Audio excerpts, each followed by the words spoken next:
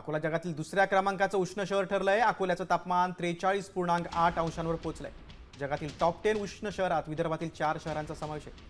अवकाळी पावसानंतर सूर्यनारायण चांगलाच कोपलाय। कमाल तापमानात झपाट्याने वाढ होते।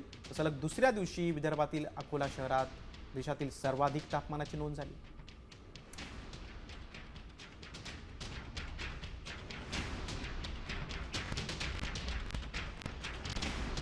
याच्यात ड्रॅगन फ्रूटची शेती आम्ही 5 वर्ष झाले करतो।